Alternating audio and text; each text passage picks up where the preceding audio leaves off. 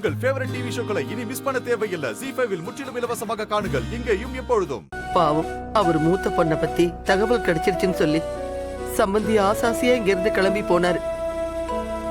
கடைசியில இப்படி ஆயிடுச்சே.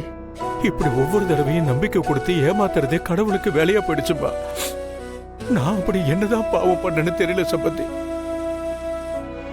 இத்தனை வருஷத்துல ஒரு தடவை கூட என் பொண்ணு திரும்ப பார்க்க முடியலன்னு பயந்ததில்லை.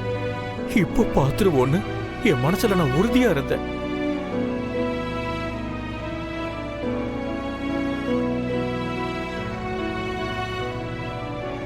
ஆனா இப்போ எனக்கு அந்த பயம் வந்துருச்சு சம்பந்தி.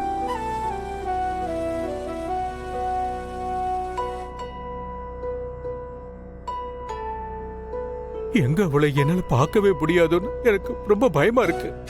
ஐயோ,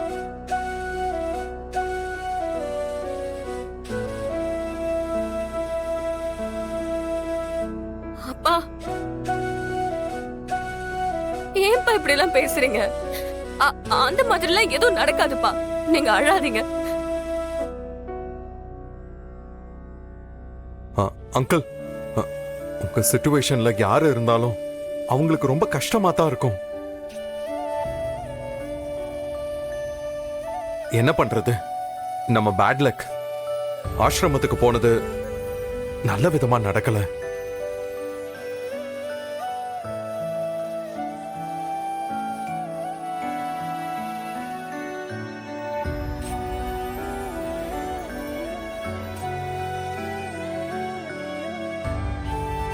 நீங்க நம்பிக்கையை இழக்காம தைரியத்தோட இருங்க அங்கிள்.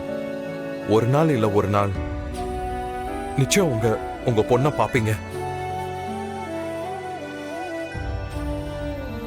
அவங்கள பத்தின தகவல் உங்களுக்கு தெரிய வரும்.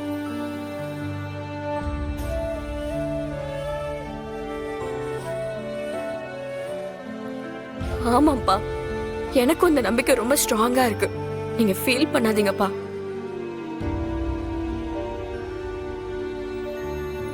இது வரைக்கும் நாம மட்டும்தான் அக்காவை தேடிட்டு இருந்தோம். இனிமே எழில் சாரும் நமக்காக அக்காவை தேடுவாரு.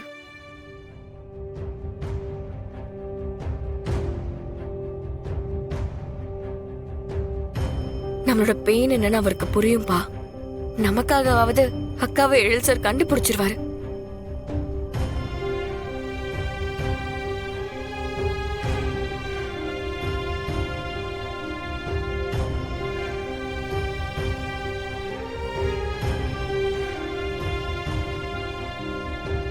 சார்,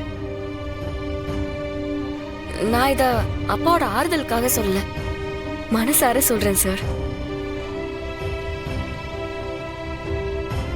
என் அக்காவை தேடி கண்டுபிடிச்சிருவீங்கல்ல?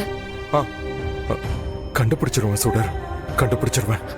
பாத்தீங்களாப்பா, பாத்தீங்களா, அவரே சொல்லிட்டாரு. இனிமே நீங்க வருத்தப்பட வேண்டிய அவசியமே இருக்காது.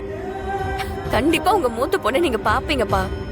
அந்த நம்பிக்கையில தாம்மா இத்தனை வருஷமா என் உயிரை கையில பிடிச்சுக்கிட்டு இருக்கேன். பாப்போம் அந்த கடவுள் எப்பதான் என் மேல கருணை காட்டுறாருன்னு. ZEE5 ஆப்பை டவுன்லோட் செய்து அனைத்து எபிசோடுகளையும் இலவசமாக பாருங்க.